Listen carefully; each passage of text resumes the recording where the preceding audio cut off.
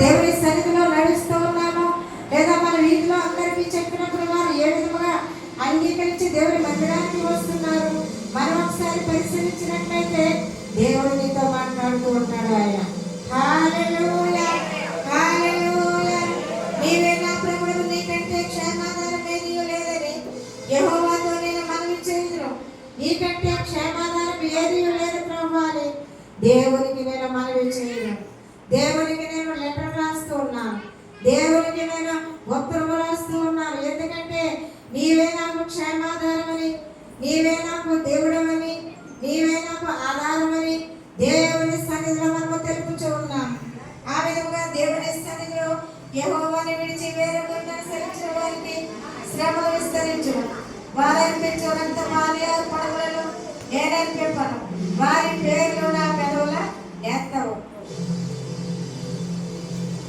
యెహోవా నా స్వాస్థ్యముగా పానీయ భాగముగా నీవే భాగముగా కాపాడుచున్నావు. మనోహర స్థలములలో నాకు కాలు ప్రార్థించను. శ్రేష్టమైన స్వాస్థ్యములు నాకు కలిగిన ఆలోచన ఆయనలో యెహోవాను స్తుతించను. రాత్రి గడియలలో నా అంతరింద్రియము నాకు బోధించుచున్నది. సదాకాలము యెహోవా యందు నా గురి నిలుపుచున్నది. ఆయన కుడిపార్శ్వన ఉన్నాడు కనుక నేను కదల్చబడను. సదాకాలము కూడా యెహోవా గురి నీ మీద ఉన్నది కనుక నీవు దేవుడు నీకు తోడుగా ఉంటానన్నాడు. ఆయన దేవుడు నీకు సహాయం చేస్తానన్నాడు.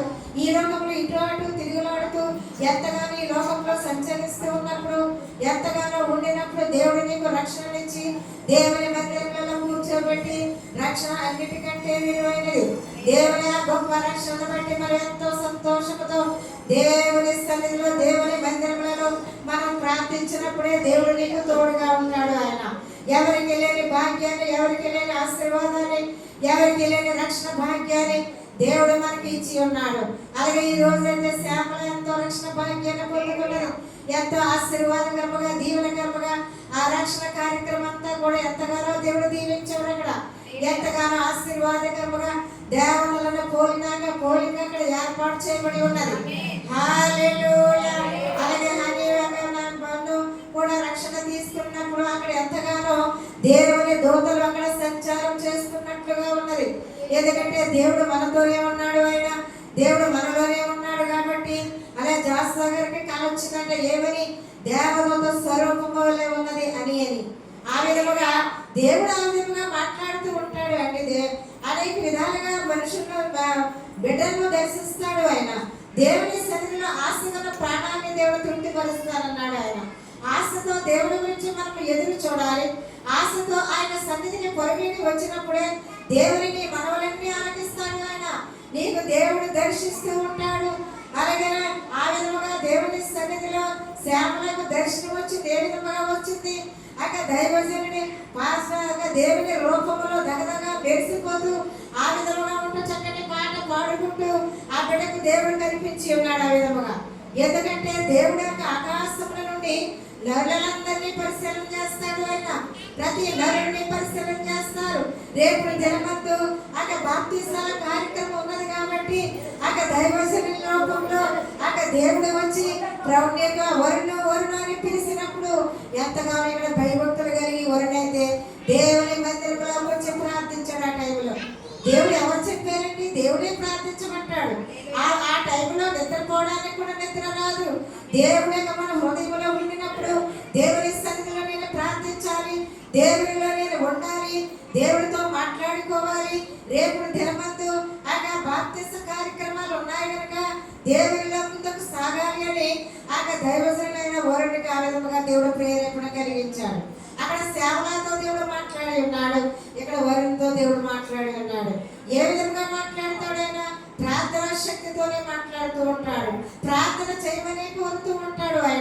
ఆయనకు శిలువను అప్పగించుకునే ముందు అక్కడ ఉన్న శిష్యులందరినీ ఏమన్నాడు? మీరు నిద్రపోకుండా నా గురించి ప్రార్థించండి.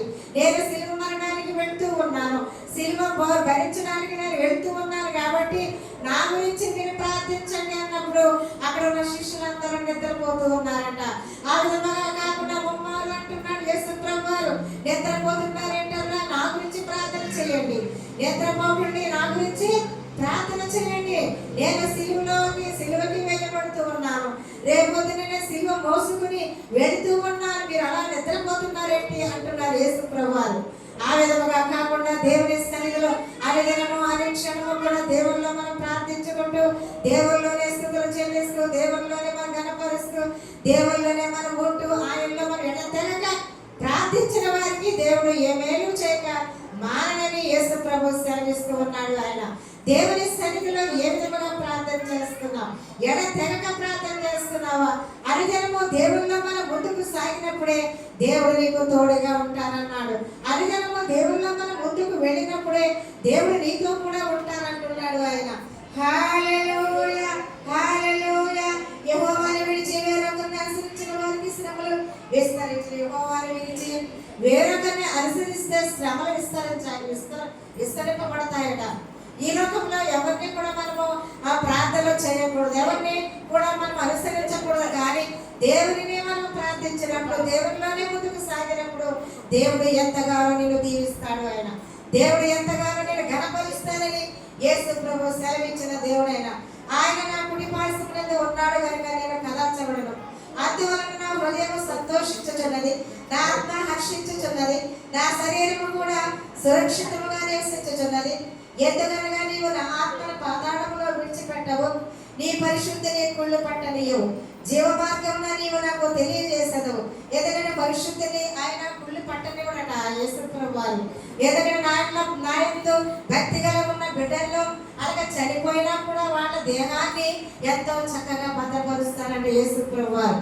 ఎందుకంటే దేవుని ఆత్మ కలిగి, దేవుని రక్షణ కలిగి దేవునిలో మనం ముందుకు సాగినప్పుడు ఆయన చనిపోయినా కూడా దేవుడు ఏం చేస్తాడంటే పరిశుద్ధాన్ని కుళ్ళు పట్టనివ్వడట, వాళ్ళకి ఎటువంటి హాని రాదట. ఇక్కడ బైబిల్ గ్రంథంలో ఉన్నదండి, ఆ విధమైన కీర్తనలో ఉంది. ఎందుకంటే దేవుని బిడ్డలంటే దేవునికి ఎంతో ఇష్టము, దేవుని బిడ్డలంటే దేవునికి ఎంతో ప్రేమ, దేవుని బిడ్డలంటే దేవునికి ఎంతో ఇష్టము. కాబట్టి ఆ గొప్ప దేవుని మనం కలిగి ఉన్నాం, ప్రేమామయుని మనం కలిగి ఉన్నాం, శక్తివంతుని మనం కలిగి ఉన్నాం, జీవము గల దేవుని మనం కలిగి ఉన్నాం. కనుక మన దేవుని సన్నిధిలో మన శరీరము నా శరీరము కూడా సురక్షితముగా నివసించుచున్నది. ఎందుకనికే నీవు నా ఆత్మల పాతాళములను విడిచిపెట్టవు, నీ పరిశుద్ధిని కుళ్ళు పట్టనీవు, జీవ మార్గమున నీవు నాకు తెలియజేసదు. నీ సన్నిధిని సంపూర్ణ సంతోషము కలదు, నీ కుడి చేతిలో నిత్యములు సుఖములు కలవు, నీ కుడి చేతిలో నిత్యము సుఖములు కలవు. ఎందుకంటే దేవుని కుడి చేతిలో నిత్యము కూడా సుఖములు కలవు. నీకు ఆశీర్వాదం ఇస్తానన్నాడు దేవుడు, నీకు మంచి దయగల కిరీటాన్ని నీకు ఇస్తానన్నాడు. దేవుల్లో ముందుకు నడిస్తేనే ఇవన్నీ వస్తాయి. దేవుల్లో నువ్వు ఎంతగానో కొనియాడబడితేనే దేవుడు నిన్ను దీవిస్తానని యేసు ప్రభు సెలవిస్తూ ఉన్నాడు. ఆయన జీవ మార్గమున నీవు నాకు తెలియజేసదు. నీ సన్నిధిని సంపూర్ణ సంతోషము కలదు, నీ సన్నిధిలో సంపూర్ణ సంతోషము కలదు ప్రభు, నీ సన్నిధిలో నిత్యానందము కలదు ప్రభు. నిత్యము కూడా నేను స్తుతించడానికి నన్ను ఏర్పాటు చేసుకున్నావు తండ్రి. నిజమైన దేవుడు తండ్రి, లోకరక్షకుడు తండ్రి ప్రభు. ఈ లోకానంతా నీవే కదా సృష్టించావు తండ్రి. ఈ లోకంలో ఉన్న ప్రతి వృక్షాన్ని దేవుడే నువ్వే సృష్టించావు, ప్రతి జీవిని కూడా నీవే సృష్టించావు కదా. ఎంతో గొప్ప దేవుడు తండ్రి, ఎంతో శక్తిమంతుడు తండ్రి. నీవు తప్ప వేరే మార్గం లేదు ప్రభు. నిజమైన దేవుడు లోకరక్షకుడు తండ్రి. నాయన ఈ లోకం ఎంతగానో సృష్టించిన దేవుడు తండ్రి, ఈ లోకమంతా మనుషుల్ని కూడా తయారు చేసిన దేవుడు తండ్రి. నాయన నీకే చెల్లింపగలమని దేవుని సన్నిధిలో విధముగా మనం ప్రార్థించినప్పుడు దేవుడు మనకు తోడుగా ఉంటానని యేసు ప్రభు సెలవిచ్చిన దేవుడైన హల్లెలూయా. తల్లిదండ్రులు లేని అనామకులైన ఎస్తేరును దేవుడు దీవించి మహారాణిగా దేవుడు దీవించాడు. ఆయన తల్లిదండ్రులు లేని ఎస్తేరును దేవుడు మహారాణిగా చేశాడు. ఆయన ఎందుకంటే ఆమె ఎనక ముందు ఎవరు లేరు, ఆమెను ఆయన దేవుడే ఆదరించాడు. ఆమెను దేవుడే ఆయన ప్రేమతో చూశాడు. కాబట్టి ఎంతో అందమైన రూపవతి అంటే ఎస్తేరు ఎంతో అందమైన రూపము గలదట. అలాంటి ఆమెను దేవుడు ఆశీర్వదించాడు. మహారాజు ఆమె వివాహం చేసుకున్నప్పుడు ఆమె జీవితమే మారిపోయింది. ఎస్తేరుకున్న జీవితాన్ని, ఎస్తేరుకున్న జీవితమే దేవుడు మార్చేశాడు. కాబట్టి అంత గొప్ప దేవుడి మనం కలిగి ఉన్నాం. ఈ లోకంలో నీకు తల్లిదండ్రులు ఎవరు లేరా? ఈ లోకంలో అన్నదమ్ములు అక్క చెల్లెలు ఎవరు లేరా? నీకు అక్క చెల్లెలుగా అన్నదమ్ములుగా దేవుడు నీకు నిలిచి ఉంటానంటున్నాడు ఆయన. హల్లెలూయా. గొప్ప దేవుని మనం కలిగి ఉన్నాము, ప్రేమామయుడిని మనం కలిగి ఉన్నాము. ఈ లోకంలో ఏది మనకు దేవుడు నీతో ఉంటే, దేవుడు నీకు ఆశ్రయముగా ఉన్నప్పుడు ఈ లోకంలో ఏది కొదువుగా ఉండదని యేసు ప్రభువారు తెలియజేస్తూ ఉన్నారు. ఆయన హల్లెలూయా. మత్తయి సువార్త 1:5లో ఉన్నది, అన్యురాలైన విధవరాలను రూతును ఆదుకొని ఆశీర్వదించి యేసుక్రీస్తు వంశావళిలో చేర్చుకున్న దేవుడు ఆయన. ఎందుకంటే అన్యురాలైన రూతును దేవుడు ఆదుకున్నాడు, ఆమెను ఆశీర్వదించి వంశావళిలో దేవుడు చేర్చుకున్నాడు, రూతును ఆశీర్వదించాడు. ఆయన దావీదుగా కుటుంబాన్ని దీవించాడు. ఆయన దేవుని సన్నిధిలో యథార్థముగా నడిచిన వారికి దేవుడు ఏమేమో చేయక మానమన్నాడు. ఆయన ఈ జీవ గ్రంథంలో యెహోవా నీకు తోడుగా ఉంటానన్నాడు. ఆయన అలాగే కీర్తన 1:3లో ఈ విధంగా అంటుంది, రక్షణ యెహోవాది అట. రక్షణ దేవుడు ఇచ్చేది, లేకపోతే మనుషులు ఏమంటే ఇచ్చేసింది కాదు. అది ఒక ఏళ్ళ మనుషులు అందరూ అనుకుంటారు ఇప్పుడు రక్షణ ఇవ్వాలి అనుకుంటారు, కానీ వాళ్ళకి సాధ్యపడదు. కానీ రక్షణ నాది అంటున్నాడు ఆయన. నేను రక్షణ ఇస్తేనే వాళ్ళు పొందుకుంటారు, నేను రక్షణ ఇస్తేనే రక్షణలోకి వస్తారు అని దేవుడు ఆ విధంగా మాట్లాడుతూ ఉన్నాడు. ఆయన దేవునిలో యథార్థమైన మనస్సు కలిగి దేవునిలో మనం ముందుకు సాగినప్పుడే దేవుడు నీకు తోడుగా ఉంటాడు. ఆయన లోకసువార్త 19:10లో నశించిన దాన్ని వెదకి రక్షించడానికి దిగి వచ్చిన యేసయ్య. నశించిన దాన్ని వెదకి రక్షించడానికి యేసు ప్రభువారు దిగి వచ్చాడు. ఆయన ఈ లోకానికి ఆయన దిగి వచ్చాడు.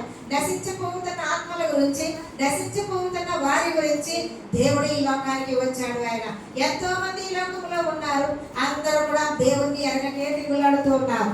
ఎంత సువార్త చేసినా, ఎన్ని మాటలు చెప్పినా, ఎంతగా చెప్పినా దేవుని సన్నిధికి వెళ్దాములే, దేవుని సన్నిధికి వెళ్దాములే, ఇంకొక వారం వెళ్దాములే, వచ్చేవారు వెళ్దాములే అని అలాగే నిర్లక్ష్యం చేసి ఈ లోకంలో తిరుగులాడుతూ ఉన్నారని అక్కడ యేసు ప్రభువు తెలియపరుస్తున్నారు. దేవుడు అంటూ ఉన్నాడు, నిజముగా ప్రార్థించిన వారికి నేను మేలు చేస్తాను అంటున్నాడు. ఆయన నిజముగా నా సన్నిధికి వస్తే నేను దీవిస్తాను అంటున్నాడు. నీకున్న అనేకమైన శ్రమలు ఉన్నాయా, నీకు అనేకమైన ఇబ్బందులు ఉన్నాయా, నీకు అనేకమైన బాధలు ఉన్నాయా, ఈ లోకంలో నీకు ఎవరు సహకరించట్లేదా, నేను నీకు తోడుగా ఉన్నాను అంటున్నాడు. బలంగా నేను నడిపిస్తాను కదా, నీకు దిగులేందుకు, బలంగా నేను ఉన్నాను కదా నీకు ఎందుకు అంటున్నాడు. అంత గొప్ప దేవుణ్ణి మనం కలిగి ఉన్నాం, జీవము గల దేవుని మనం కలిగి ఉన్నాం, మాట్లాడే దేవుని మనం కలిగి ఉన్నాం. కాబట్టి గొప్ప దేవుని సన్నిధిలో దేవుడి మనల్ని కాపాడుతాడు. ఆయన ఇమ్మానుయేలు అనగా నిరంతరము మాకు తోడైండుట దిగి వచ్చిన యేసయ్య. ఇమ్మానుయేలు అన్న దేవుడు నిత్యము మనకు తోడుగా ఉంటాడు. ఆయన నిత్యము మనతో ఉంటానంటున్నాడు, నిరంతరము నీతో నివసిస్తానంటున్నాడు, నీకు తోడుగా ఉంటానని యేసు ప్రభువు సెలవిచ్చిన దేవుడైనా. అంత గొప్ప దేవుని మనం కలిగి ఉన్నాము, జీవము గల దేవుని మనం కలిగి ఉన్నాము, మాట్లాడే దేవుణ్ణి కలిగి ఉన్నాము. ఈ లోకంలో ఎంతో మంది లోకంలో తిరుగులాడుతున్నారు, నిజమైన దేవుని సన్నిధికి రాలేని స్థితిలో ఉన్నారు. వాళ్ళంతా ఈ లోకంలో తిరుగులాడుతూ ఉన్నారు, ఆ విధముగా ఉంటున్నారు. అలాగే నోవహు చూడండి, తన కుటుంబాన్ని సిద్ధపరచుకున్నాడు, ఆ వాడలో తన కుటుంబాన్ని అంతటినీ కూడా ఎక్కించుకున్నాడు. ఎందుకంటే లోకమంతా జల ప్రళయంతో నిండిపోతూ ఉన్నది, లోకమంతా ఈ లోకమంతా నశించిపోతున్నది కనుక ప్రభువు అంటున్నారు, నీవు నీ కుటుంబాన్ని వాడను సిద్ధం చేసుకుని వాడలోకి ప్రవేశించమన్నాడు యేసు ప్రభువు. అలాగే వాడపడుతూ ఉన్నప్పుడు అనేక మందికి సువార్త ప్రకటన చేస్తూ ఉన్నప్పుడు, అనేక మందిని వాక్యము చెప్తూ ఉన్నప్పుడు ఒక పిచ్చివాడిలాగా వెర్రివాడిలాగా ఈ లోకమంతా చూస్తూ ఉన్నారు.